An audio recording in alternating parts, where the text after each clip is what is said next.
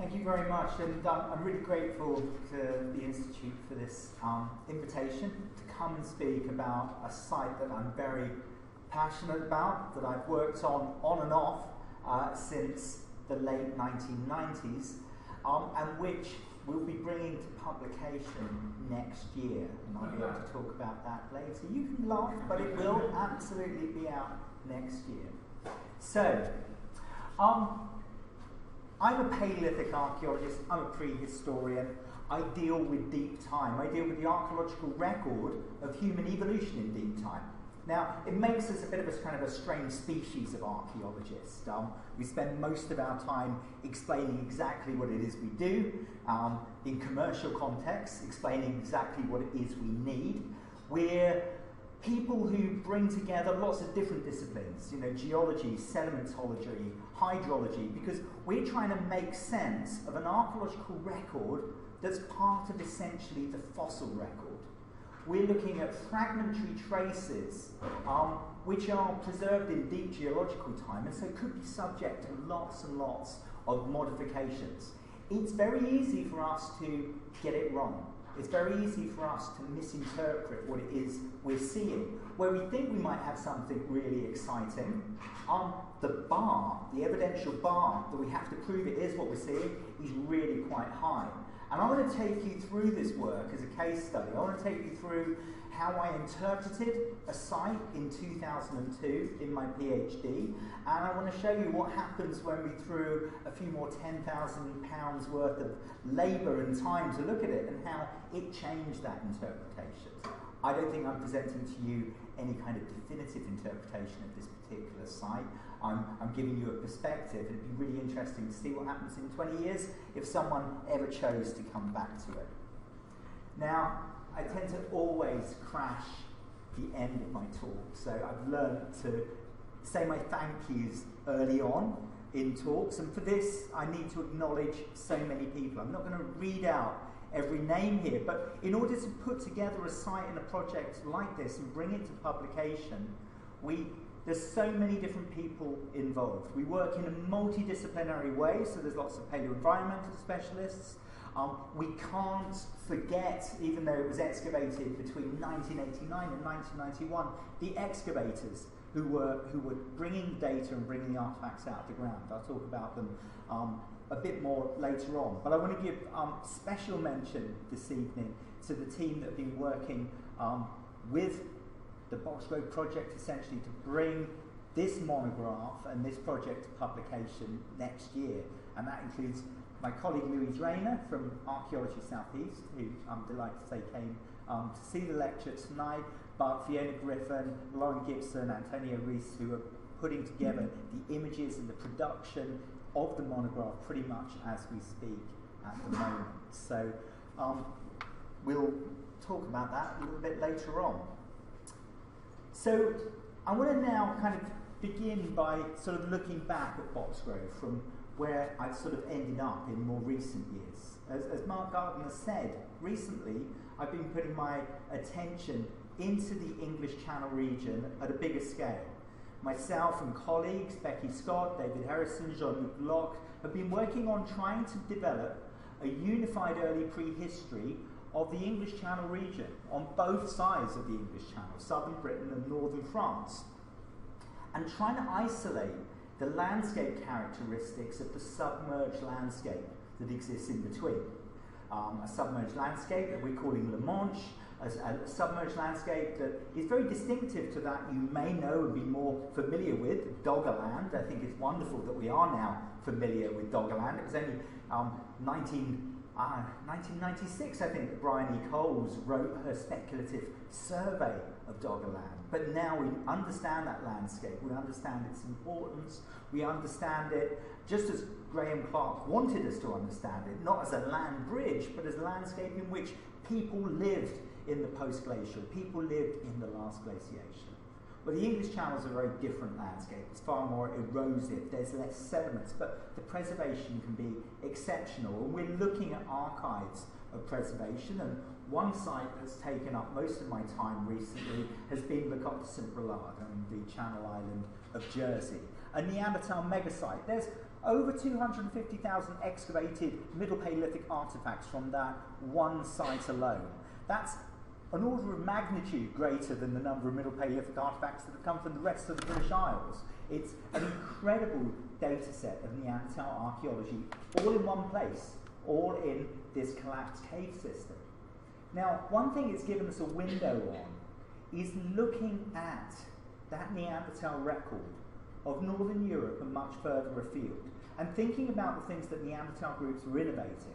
And one thing that's really come to the fore, and it came out in the book we produced 2 years ago, Crossing the Human Threshold, is that Neanderthals and modern humans in the contemporary time in the Near East and in Africa are starting to do something very radically different with their landscapes, with their societies, with how they fit into the world. They are developing true home bases. We suddenly find places where harnessing the technology of fire, bringing in materials from the surrounding landscape, transforming those materials into composite tools, tools that have a working end, that have binding, hafting, that have a shaft, that are very complicated pieces of technology with lots of different elements. And also bringing together in a similar composite way different parts of their life.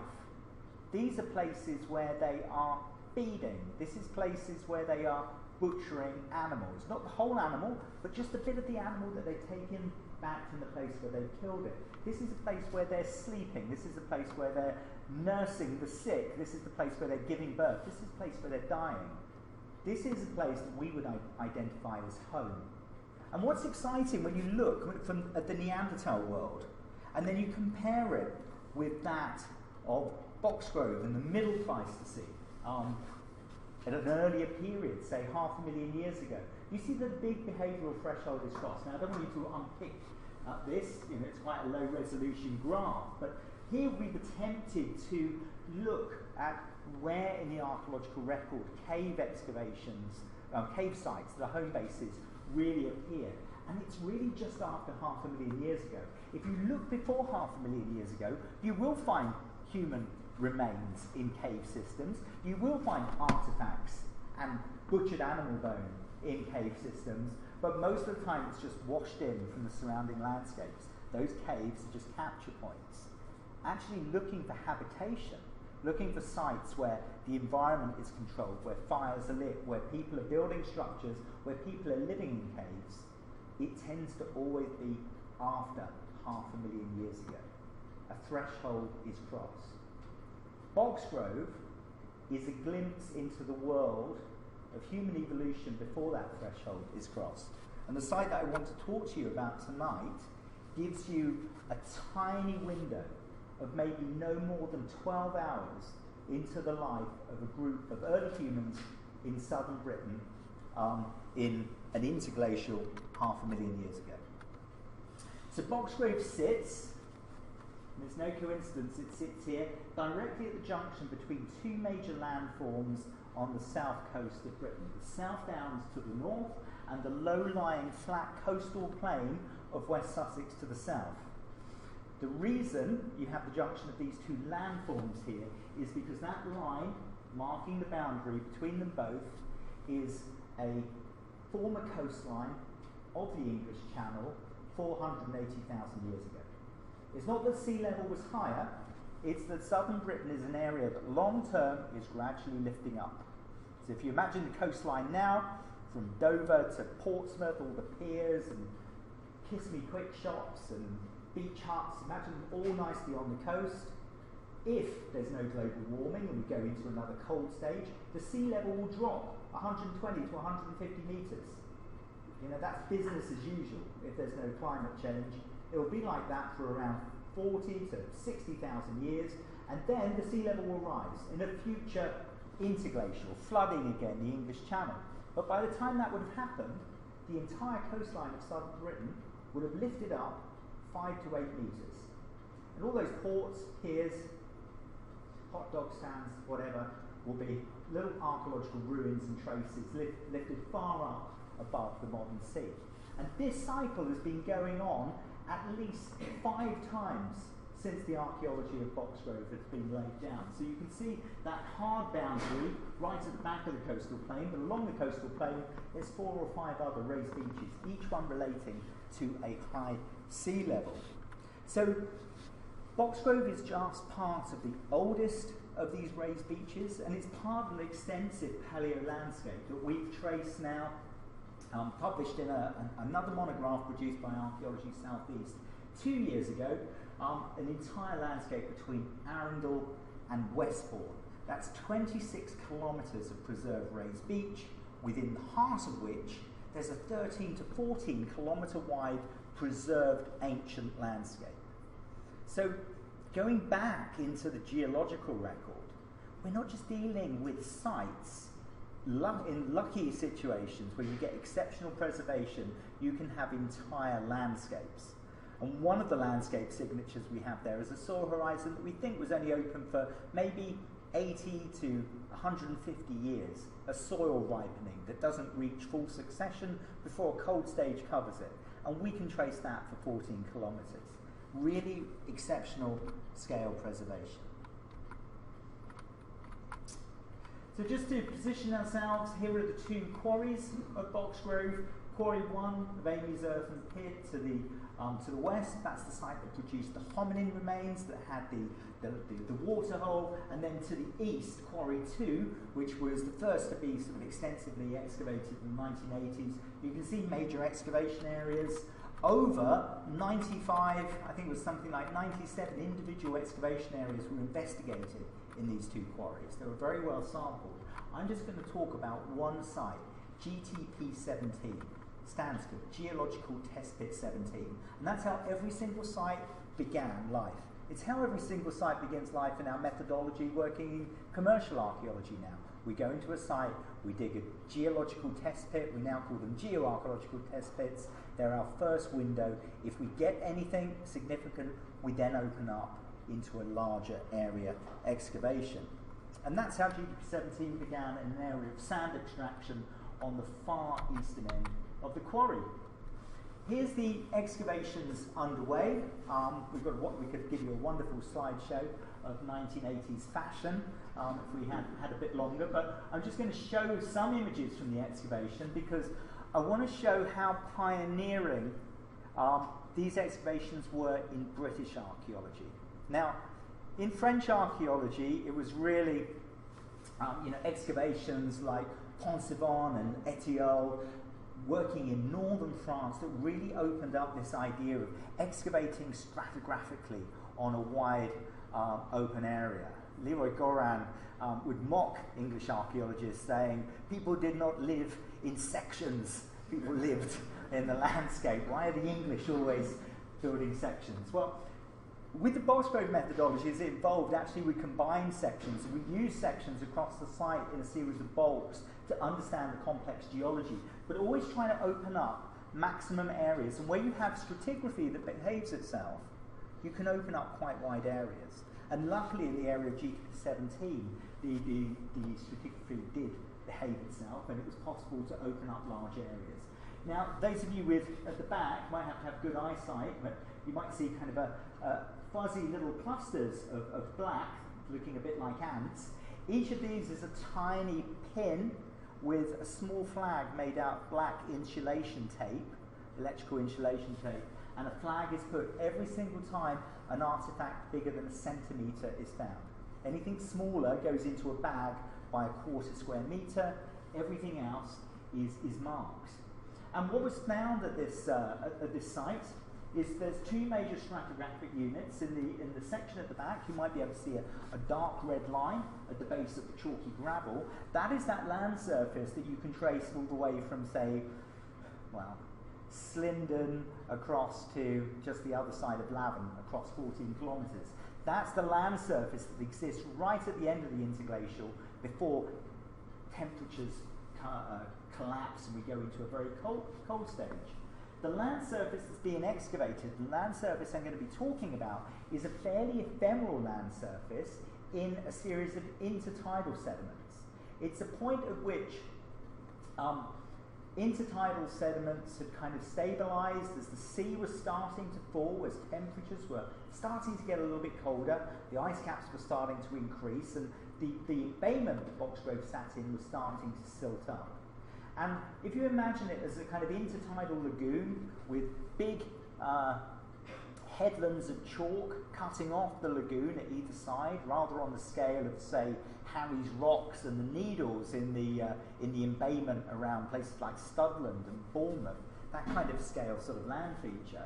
This would have been right up against collapsing chalk cliffs, which are no more than 50 metres to the north of this site, and maybe grasses and ephemeral intertidal vegetation right on the edge of the high tide mark, and possibly either daily, but we think probably once a month or at the spring tides, actually getting inundated with tidal sediment, which is what is burying and effectively sealing this site.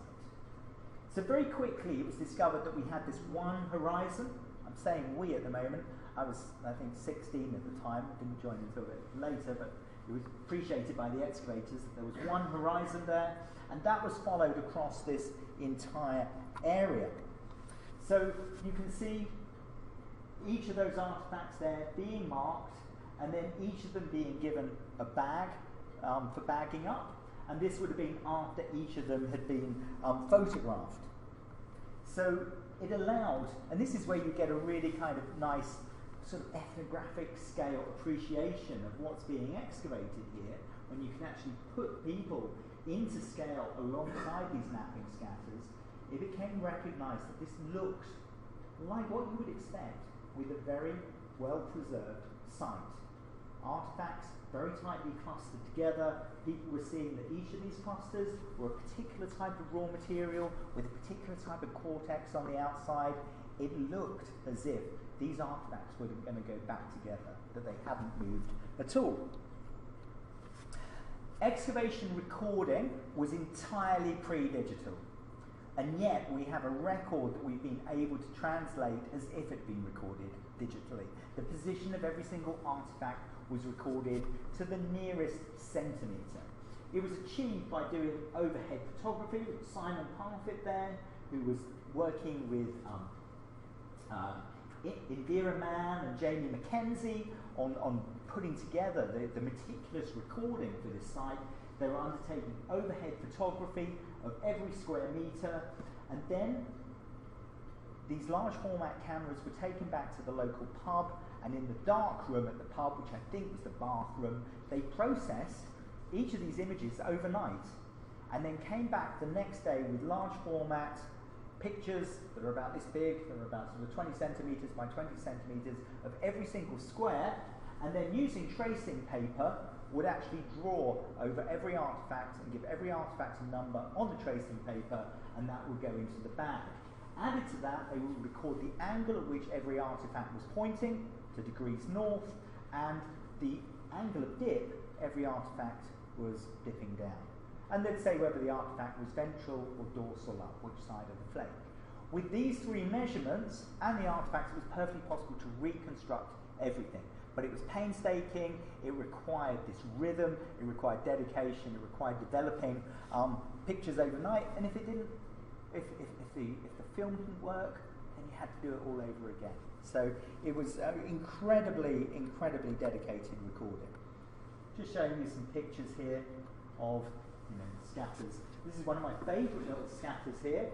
You may have seen the classic photograph from a site called Q1A, where it's very clear that someone in a Boxgrove had sat down, their knees had been apart, and there's the kind of V shape of napping debitage. Well, we've got these kind of wonderful, kind of slightly distorted napping scatters like this. You can see the scallop out of the top. Is that someone's knee?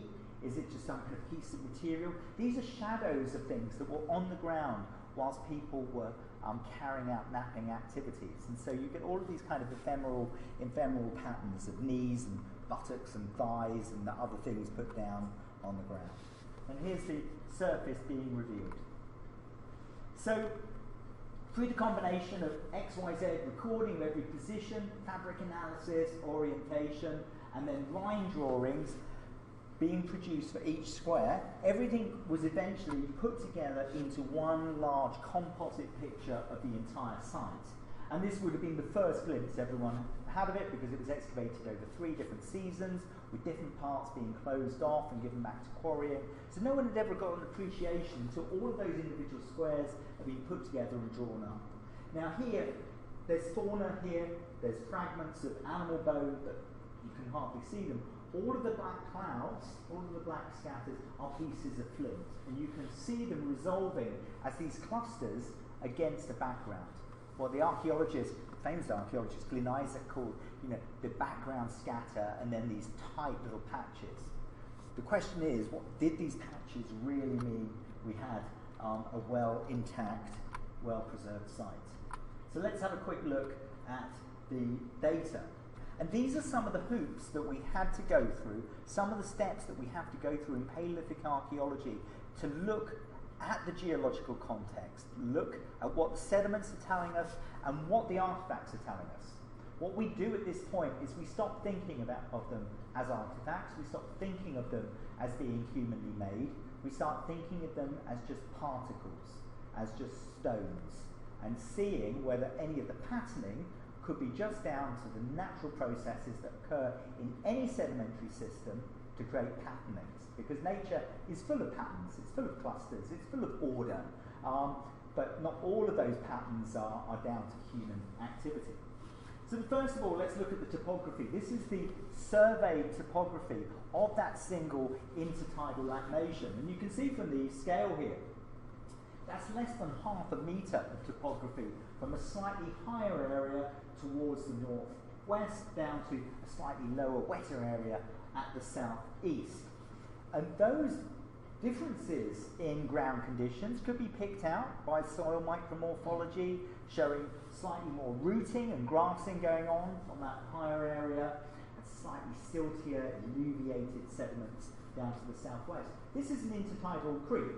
If you imagine this area at high tide, that area is going to flood long before that area. That area towards the northwest will remain dry for much longer, maybe for much longer parts of the year, whereas that's going to be much wetter. So it's no surprise, just showing you, recording these sedimentary structures and taking those sedimentary micromorphology tins, just where that landscape is starting to dip down into the intertidal creek, that we can kind of reconstruct the transition in the landscape from being kind of an open coastline during the height of the sea level to gradually becoming silted. This is a photograph of Pagham Harbour today, an area on the south coast of England, which is today an intertidal lagoon with vegetation patches in between these little creeks. Gives you maybe a bit of an analogy for what the landscape would have looked like. Then if we stick the artifacts over, it's not an exact cut-off, but you can see the major concentration of artifacts in green, and fauna, the pieces of animal bone in red, are all towards the northwest, and then falling off as that landscape falls off.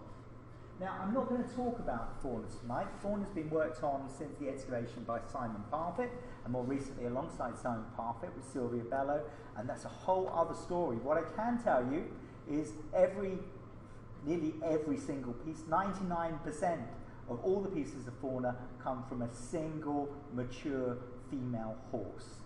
Now again, this is important. Most Paleolithic sites where you're getting animal bone being preserved, you're getting multiple individuals. If we think of the Boxgrove waterhole site, you've got tens of different individuals from all different species, lots of them butchered. But here, apart from a couple of stray weathered deer bones, there's over 1,000 pieces of animal bone, and they're all from the same female horse. So that's all I'm going to really say about the fauna. But you can see that female horse is spread out amongst all these stone artifacts. So, given this situation, given that we've got one land surface, it's intertidal, it's quite clustered, we need to really get into that data, we need to understand it. First of all, I've tried to avoid using the word in situ, because I don't believe in situ kind of really exists. It's something that we love to find it, we love to talk about it, but from a kind of geological point of view, if something gets preserved in the geological record, it's going to have had energy involved in that process. That energy could be catastrophic. I mean, Pompeii, brilliant preservation, a lot of energy. It's not leaving things as they were, it's moving stuff around, it's destroying things. A river sediment, a flash flood, again, a lot of energy, a lot of movement, a lot of destruction. Soil creep, frost heave, these processes will bury and seal archaeology, but again, they will sort and transform things. Even when we're going to the lower energy end of sedimentary processes, and intertidal environments within a lagoon could be incredibly low energy. Imagine tidal water rising with barely a wave and then dropping with barely a wave and leaving behind some silt. That's incredibly low energy, but there's still energy there. So the question is not has anything moved or hasn't it moved, but can we see what's moved? Can we see if anything's missing? And once we can kind of find hints of things missing, we can get an idea of the amount of energy and the degree to which we should modify our interpretation of the site. Now, so we're asking the questions: how did the layer form? How much energy was involved? And what effect would this have had on the distribution of material? And how should this affect our interpretation of the site? Well, it became very difficult to find anything that's moved. I'm just going to show you some of the techniques we use. This is called size class analysis. Now, if I sat down and I made a hand axe or a biface or even just knocked some flakes off, and I did it for 5 minutes, I might end up with a few tens of large flakes, tens and tens of tiny little flakes that are kind of popping off left, right, and centre. When I get down to things that are less than a couple of millimetres, there'll be hundreds. If I get down to sand-sized grain things, there'll be thousands. And to dust, there'll be millions of particles. And this will fall off in a really easy curve. And we know this because we've done lots and lots of experiments. And here I've got some size classes going from large flakes bigger than 10 centimetres down to smaller flakes just at 2 centimetres.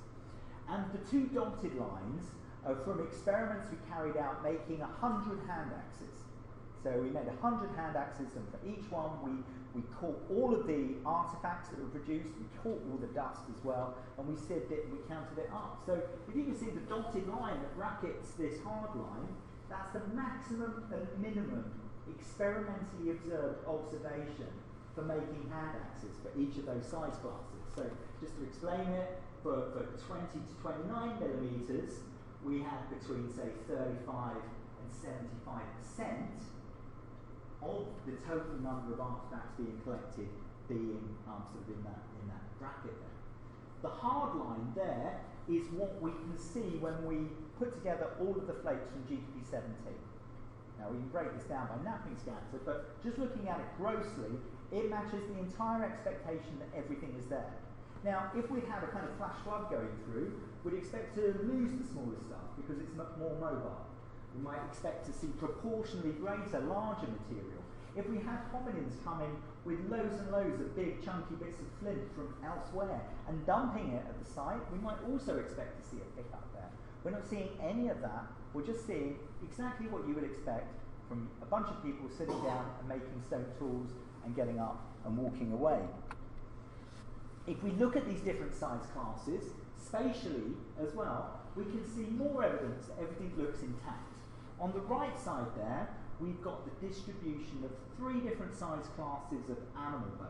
I'll come back to those. I want you to look on the left, where we've got 3 different size classes of stone artifacts. We've got small pieces, medium-sized pieces up to around 3 centimetres, and then the bigger pieces over 3 centimetres.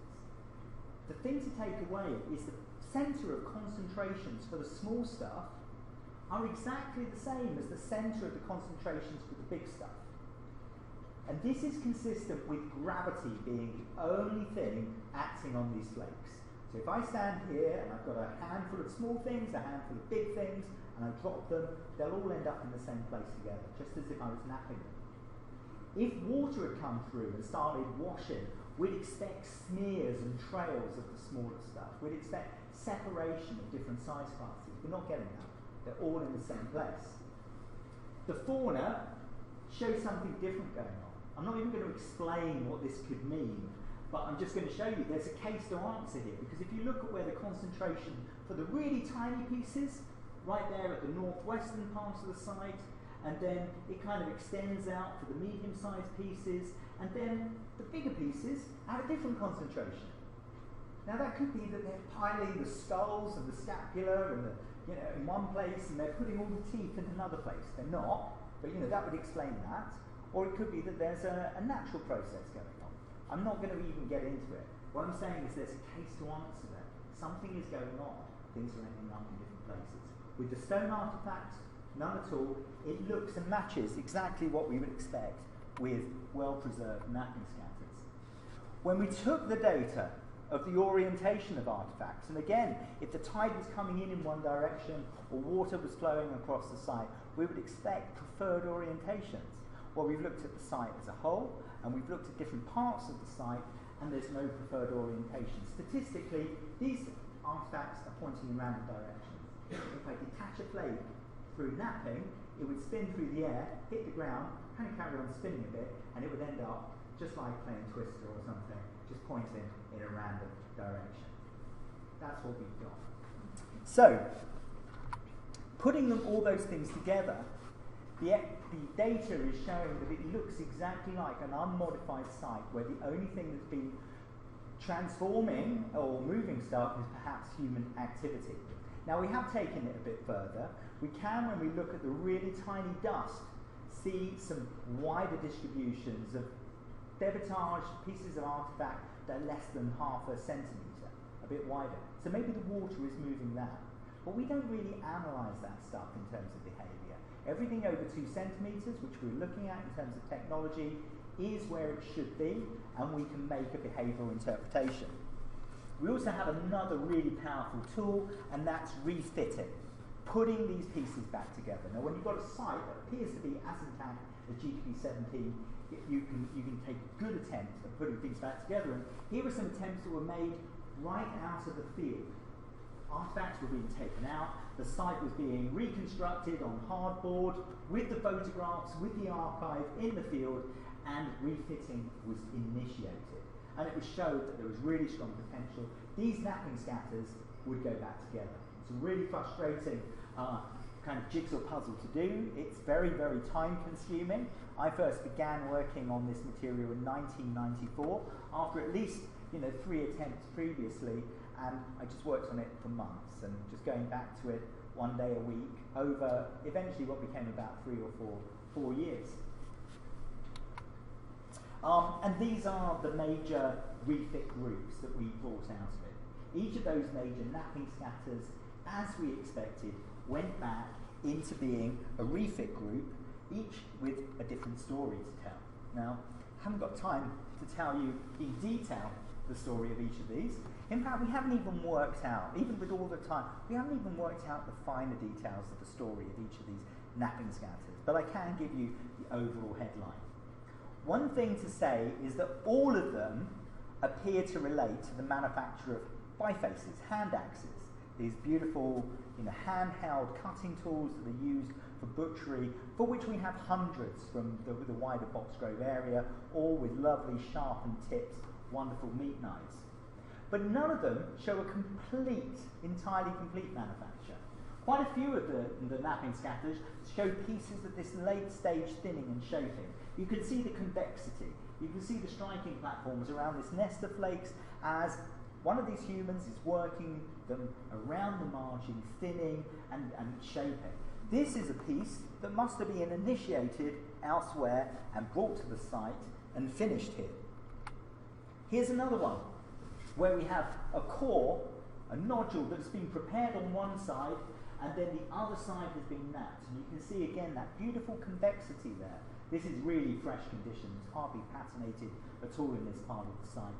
And these were beautiful glossy flakes. You can see the quality of the flint coming right out of the cliff, out of the primary chalk bedrock. This stuff hasn't weathered, it hasn't been in river gravel, and just being shaped into these lovely convex surfaces. This is a completely different napping scatter, but again, exactly the same technology, exactly the same convex shaping. Then this one, Refit Group 50, is even more interesting because Refit Group 50 would have been a large complete hand axe when it was brought onto site. If it had been just thrown away at that point in time and we found it, we would have said, hey, this is a really nice, big, chunky hand axe. But it underwent complete transformation on site. The hand axe was used almost as raw material to make another hand axe. It was completely remodified. It had the entire tip taken off, which you can see there on the right-hand side, and then across one entire face, the remains of the cortex, the remains of the original bifacial edge were completely removed, creating a new hand axe that was smaller, slightly more elongated, but just as sharp and just as useful. So there's remodeling. And the flakes that you can see there that are removed had a bluey gloss on them. The gloss that we call patination that showed that they'd been left weathered for a while, whereas the flakes that had been removed went into fresh, glossy, unpatinated flint. So this suggests that this was a hand axe that had been around the landscape for a while and had maybe been picked up and then remodelled. Who knows how long there would have been between those two different episodes. Another earlier stage working, lots of cortical working, but still producing a hand axe. And then the best of all the reduction sequences that you might have seen illustrated before, Refit Group 49, also known as the football, which is a large football-shaped bit of flint, in which we have 200 removals from both sides, leaving, as you can see in that picture on the lower left, a hand axe-shaped void in the centre of the nodule, which we were able to pour latex into and get a kind of impression of the shape of the hand axe tool that was being made. You can see it poking out there. But even this wasn't complete, because here we have two big removals on one side, two massive flakes removed from this, which we didn't find, we couldn't refit back. They must have been removed elsewhere, outside the excavation area. We wonder, because it's the sort of thing that we find close to the cliff, if that when this nodule wasn't taken out from the cliff, it wasn't tested with a couple of kind of exploratory removals that revealed the flint, showed that it was okay, and then this person scuttled off with it back to the horse butchery site, and carried out the excavation. So all in all, we had 8 main napping scatters, all of them related to the manufacture or resharpening or complete redesign of hand axes. How many hand axes did we get from the site? 0. Not a single hand axe. We know they were there. We can see their traces. We can see the flakes that were left behind. We can see the sharpening flakes. In one case, we've got a broken bit of a biface, but no complete tools at all. The only complete tools we have are really, really odd. We've got this big flake that's the same shape and size as a hand axe, and it's got use wear on it as if it's been used for a really robust task. And then right next door to that, we've got this other weathered flake, a flake with lots of glossy patination on. It's a flake that's been in the surrounding landscape. It's a lovely flake originally. It's been made by someone who really knows what they're doing when they're removing a flake. Someone confidently removing a large flake and leaving it in the landscape.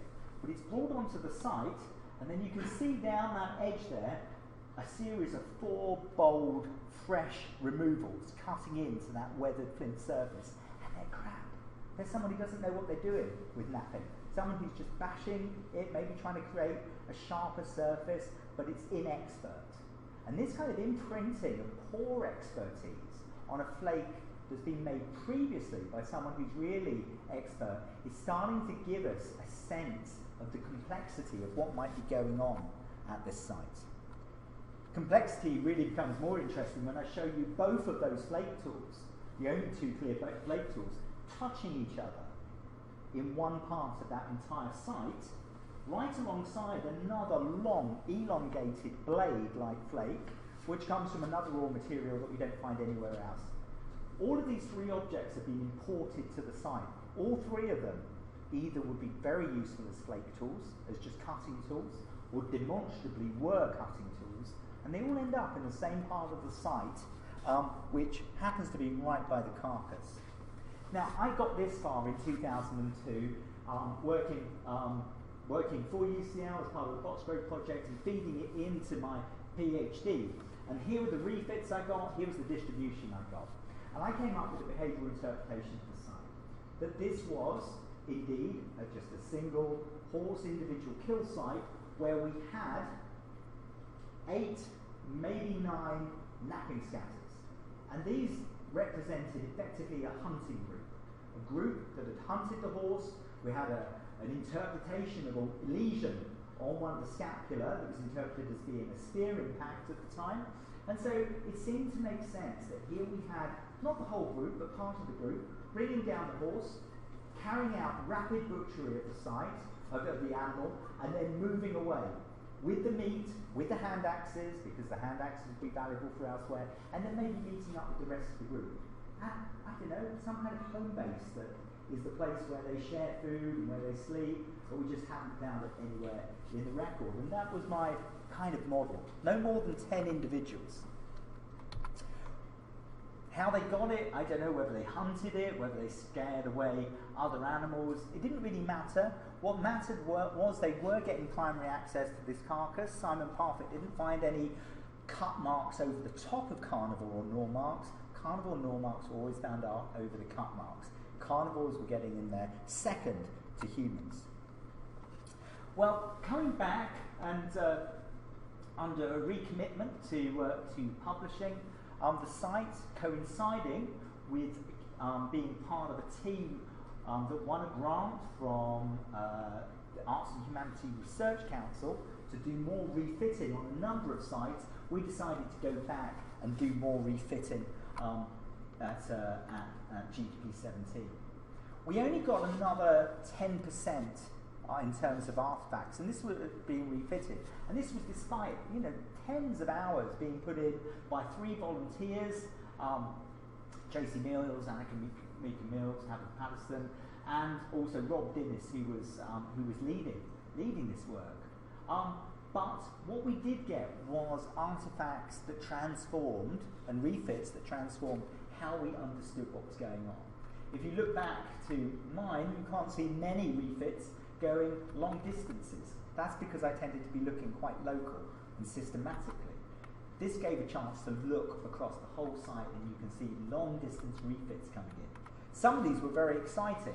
Here's a refit, the end of one flake, you can see the end part there refitting to the rest of the flake, a proximal and a distal piece. These are the 2 longest distance refits going across from the purple scatter on the right, way over towards the yellow scatter on the left. So we wanted to look at it, we looked at it in more detail. If you have a look at this flake, look at this side where it joins, can you see that the join isn't perfect there, just on the right hand side? It kind of nibbles in, it kind of overlaps. Can you see that? I don't know if you can see it, I've got a laser pointer.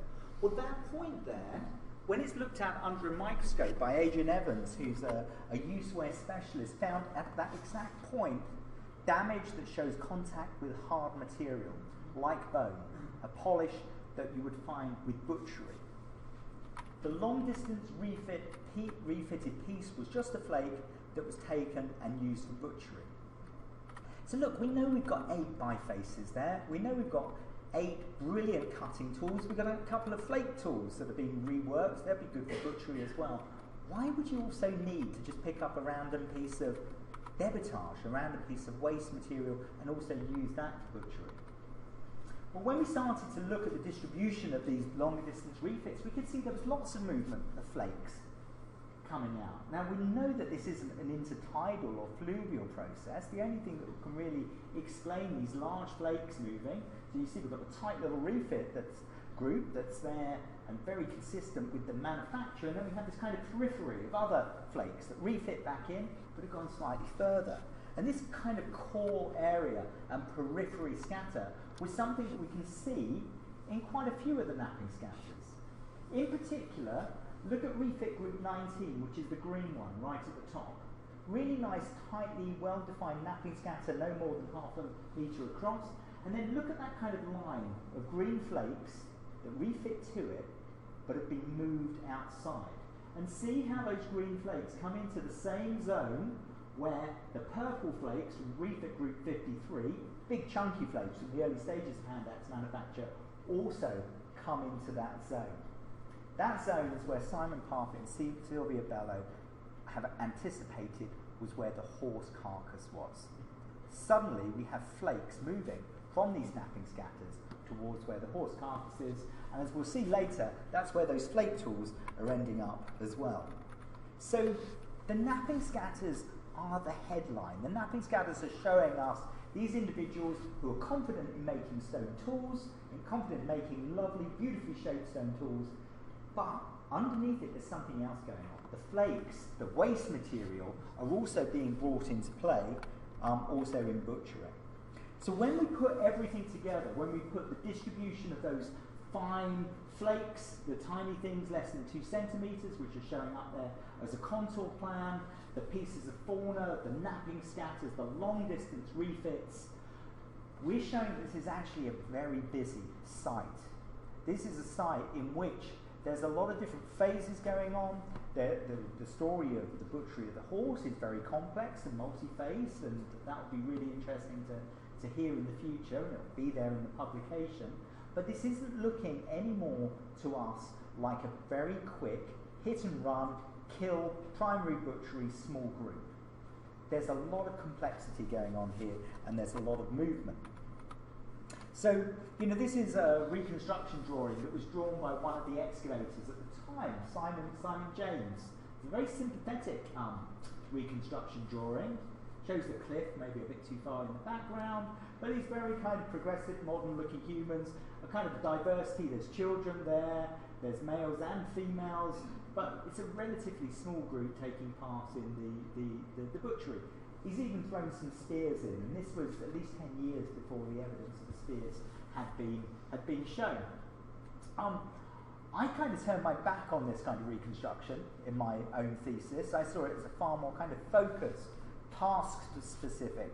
I guess I've been reading a bit too much Binford at the time or something, but a task-specific butchery site. But we've now moved through that, and we now have a reconstruction in our mental reconstruction that actually we don't see reflected in any of the previous reconstruction art that's been produced at Boxgrove. I've got some examples here.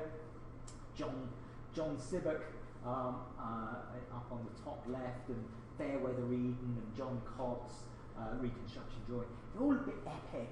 They're all a bit kind of, I don't know, they're all kind of driving away wild animals. It all looks a bit hurried. It all looks a bit of a mess, really.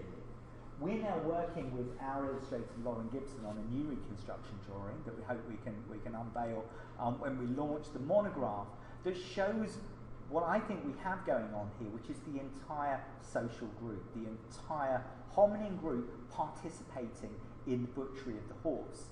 We think this is intertidal. We don't believe humans could have maintained a presence around the carcass when it became dark. We have a great sense of sight during the daytime, but we don't have a good sense of smell. We don't have nocturnal vision. That horse carcass is going to bring in every hyena, wolf, bear and lion for miles around. So we think that site must have been left. Would have been a very dangerous place to be at night time.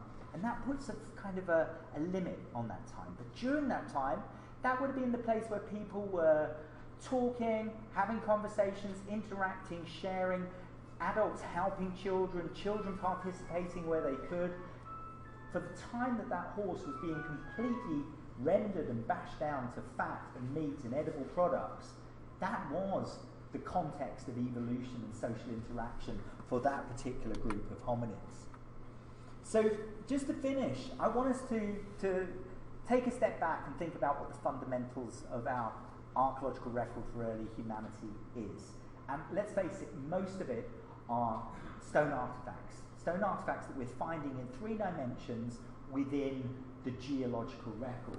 And I've just superimposed here a star map with a black and white version of the GPP17 distribution. That's because Glyn Isaac, who sadly, he died in 1984 in his 40s before his ideas really came to fruition. But Glyn Isaac's question to us was, what is the fundamental particle of the prehistoric record? How can we understand what one artifact in relation to another means? Now, we know with astronomy, the revolution was understanding redshift, understanding it isn't flat, it isn't one-dimensional, that there's depth there, that's some stars are older, some are younger, some clusters are galaxies, where there are others are nebulous. Understanding what that texture and that three-dimensionality is, it was really important in astronomy. And that's what we're trying to do with these scatters and these patches of artifacts. We're trying to understand what the story is. Now, GP17 is really easy. It's really flat. It's just a flat disk. It's very quick. Everything formed very quickly. There's a lot of complexity in 8 hours. Stuff is moving. How do we then translate that complexity of 8 hours when we go to what most of the record of the Paleolithic is like, where we have palimpsests which are lasting for tens of years, and you have superimposition there? We can use one to calibrate the other. One thing that we've learned, I think, from this is individuals could be hugely underrepresented in the record. If we're looking for tools, if we're looking for activity areas, if we're looking at clusters to broadly represent individuals, then we're not seeing how other individuals are skirting, dancing around, using, connecting those particular objects and those particular individuals. Artifacts themselves have very complex life histories. They can be discarded, they can be picked up, they can be brought back into play, and they can be taken away. All of the individuals here seem to be at a different stage in their own kind of equipment cycle with artifacts. Some of them didn't have any raw material and had to go and get it. Some were bringing tools in, some were going out and scavenging tools from the surrounding landscape. But when it came to them all leaving, they all did the same thing. They all took their tools with them, which is interesting. They all entered in different stages, they all left with uniformity in approach. That's an important cue, especially when we find points in the landscape where they seem to all be discarding their hand axes, all in particular places. There's structures, and there's rules, and there's patterns to how they're moving stuff. And quite simply, hand axes are changing shape as well. They may start off more pointed, they get resharpened, they end up a different state when they're discarded.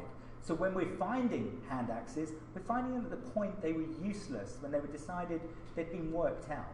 How they looked in life, when they were considered useful, would be different.